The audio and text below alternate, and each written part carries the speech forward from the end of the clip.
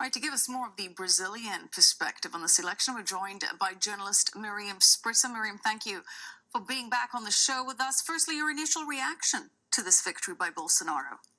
Well, you know what? It wasn't a surprise. I think anyone who has been following the polls and the conversations in Brazil knew that he had around 60% intention of vote. So, and this comes as a result from 16 years of the Workers' Party not successful last at least 8 years. And yet, there are being some cries from the left that this is the end of Brazil's democracy. Bolsonaro is, of course, seen as the law and order candidate. He's tough on crime and corruption. People are now representing this as the end of democracy and the return of a dictatorship. You're laughing, but this is some of the narrative that is out there. It is, and there is reason, is an exaggeration. There was a dictatorship, a military dictatorship that happened in 64 to 85. And Bolsonaro, as a guy from the military, an army captain, yes, will be associated with that. And in times he had defended that movement, and in times he had defended some of the military that might not have been admired by the left. Mm-hmm. Now, in his plan of government, there was never anything changing the Constitution or taking over control of different institutions. Quite the opposite, was to give more independence to these institutions, which it's interesting, and why I laugh is because the Workers' Party, in their plan of government, has offered a change of constitution and more control over the institutions, including media. And that's the opposition party. Yes, that's soundly defeated. He also got a lot of criticism for being a misogynist, for some comments that he made regarding women, for being a homophobe. And yet the polls indicate that he did very well amongst women and the youth in Brazil. Explain that. Well, first of all, one thing that you have to understand is that there was a lot. Bolsonaro is a guy that speaks his mind. He doesn't. Yeah. He has no filter. And if he has, like someone we know back here in the U.S. Exactly. And if his head is warm and hot, and he's in the middle of an argument, he'll say something heated, and it might come out as a very bad comment. So I'm not gonna apologize. Like, I'm not gonna, try to defend his comments, because they were actually kind of unhappy. But the fact is that a lot of it was taken out of context and used as propaganda. And the fact is that at the end of the day, he doesn't seem to stand for, against the women or against LGBT communities and so on. So for him, he always makes sure to clarify that everyone is equal. Well, the vote didn't seem to reflect that concern.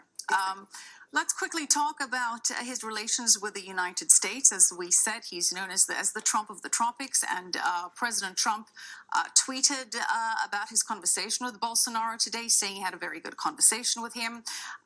He says that they agreed that Brazil and the United States will work closely together on trade, military, and everything else. Excellent call, and said that he wished him congratulations. How do you see U.S.-Brazil relations going forward with these two leaders? I think the thing with Bolsonaro is because he's more right-wing, and we're comparing to the Workers' Party that is more of a socialist party, it is easier to associate with the U.S. in the moment that they don't plan to associate with Venezuela or Cuba, and a different political view and economical view than the U.S. has. So I think the relationship will be easier. I don't know exactly how much there will be valid for the U.S. or for Brazil specifically, but I'm curious to see how it's going to follow up.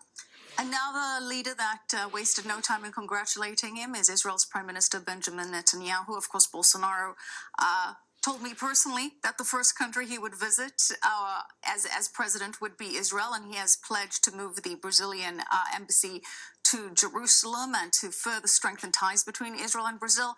How much of that do you think was campaign talk, appealing to the evangelicals in Brazil, as opposed to things that we can actually expect him to follow through in a timely manner? I don't think that it was actually campaign talk, because Bolsonaro is very outspoken about Israel, and he was fascinated about the country and the technologies that the country developed, especially with the desert and how we can apply that to the Northeast.